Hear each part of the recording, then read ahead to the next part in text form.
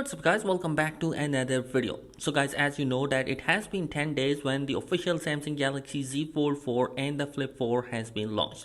Now basically the Galaxy Z Fold 4 is coming with one of the best specification of any foldable devices. It has the IP rating. It's going to be coming with a 120Hz refresh rate and S Pen support, and on top of that we now have the 120Hz refresh rate on the backside with a great Gorilla Glass Victus Plus protection.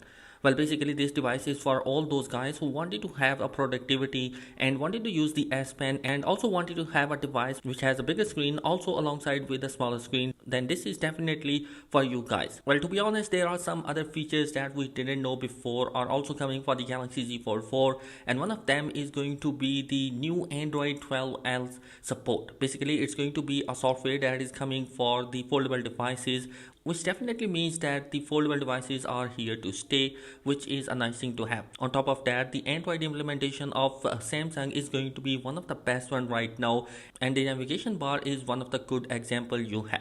Now, before going into one of the most important feature of the Galaxy Z Fold 4, if you guys are new here, be sure to subscribe and hit the like button if you like this video. So guys, as you know that Samsung Galaxy Z Fold 4 is coming with a similar battery capacity as the last year, which is the 4400 mAh, and it's coming with a 25 watt of fast charging.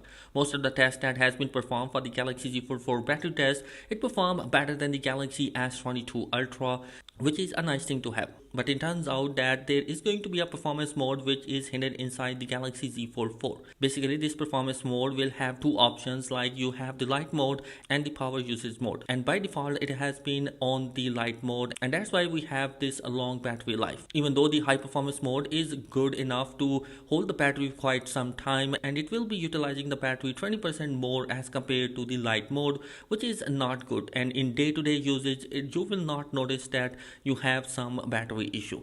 So that was one of the hidden feature we didn't know before, and I honestly think that this is going to be a good thing that Samsung has provided. And you guys, that is it in this particular video. Let me know your thoughts in the comment section below. Be sure to subscribe. Thanks for watching. Peace.